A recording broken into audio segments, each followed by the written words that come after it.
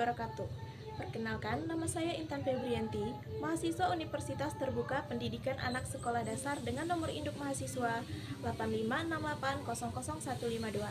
Video ini diperuntukkan untuk mata kuliah praktikum IPA di SD dengan dosen pengampu Ibu Eka Novianti, SPD, MPD. Praktikum IPA kali ini, saya akan melakukan pengamatan tentang simbiosis, di mana simbiosis merupakan semua jenis interaksi biologis jangka panjang dan dekat antara organisme biologis yang berbeda atau sebuah hubungan timbal balik di antara dua makhluk hidup yang berbeda, baik itu simbiosis mutualisme, simbiosis komensalisme, dan simbiosis parasitisme. Simbiosis mutualisme antara kucing dan manusia. Perkenalkan, dia namanya paricong kawan-kawan. Kucing diuntungkan karena dia dirawat dengan baik dan diberikan tempat tinggal yang aman dan nyaman. Sementara manusia mendapatkan teman dan mendapatkan hiburan dengan adanya mereka.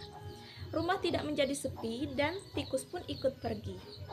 Cacing dan tumbuhan merupakan simbiosis mutualisme, di mana cacing mendapatkan makanan dari tanah dan tanah menjadi subur.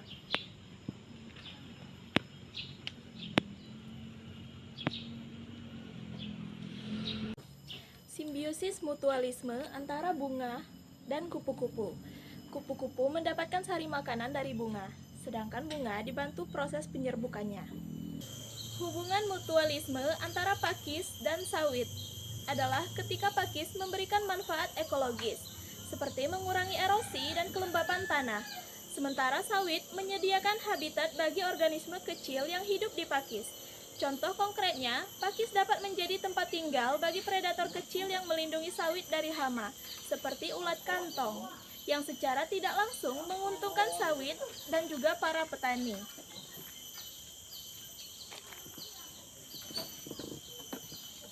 Simbiosis mutualisme antara bunga dan lebah. Lebah mendapatkan nektar dari bunga, sementara bunga dibantu proses penyerbukannya oleh lebah. Tanaman obat bimahong dan kayu betadin adalah simbiosis komensalisme. Kayu betadin sebagai penyangga bagi bimahong untuk merambat dan mendapatkan sinar matahari, sementara kayu betadin tidak diuntungkan dan juga tidak dirugikan. Hubungan komensalisme antara sisik naga dan pohon adalah di mana sisik naga diuntungkan karena mendapatkan tempat untuk menempel dan tumbuh, sedangkan pohon tidak diuntungkan maupun dirugikan. Sisik naga menempel pada pohon untuk mendapatkan tempat hidup dan paparan cahaya matahari, tetapi tidak mengambil nutrisi dari pohon tersebut karena dapat menghasilkan makanannya sendiri melalui fotosintesis. Burung dan pohon adalah simbiosis komensalisme. Burung adalah pihak yang diuntungkan karena mendapatkan tempat tinggal yang aman dan nyaman untuk bersarang. Selain itu, pohon juga memberikan perlindungan dari predator serta memberikan makanan. Sedangkan pohon menjadi pihak yang tidak diuntungkan dan tidak dirugikan. Hubungan antara anggrek merpati dan pohon palem kincir angin adalah simbiosis komensalisme, di mana anggrek diuntungkan karena mendapatkan tempat menempel untuk tumbuh dan mengakses sinar matahari. Sementara pohon tidak terpengaruh sama sekali.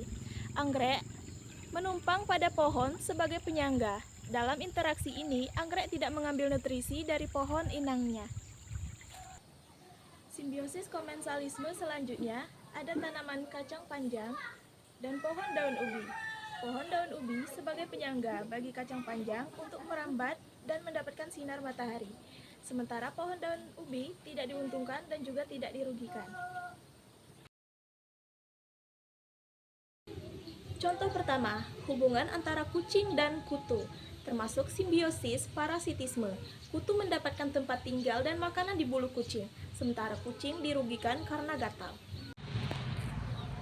Hubungan parasitisme antara sapi dan nyamuk adalah di mana nyamuk menggigit dan menghisap darah sapi, yang merugikan sapi. Sapi mengalami berbagai kerugian, mulai dari anemia, stres, penurunan nafsu makan, hingga kematian jika gigitan nyamuk sangat banyak. Contoh selanjutnya adalah benalu dan pohon mangga, di mana benalu mendapatkan keuntungan dari menghisap bahan makanan dari pohon mangga, sementara pohon mangga dirugikan karena makanannya diambil.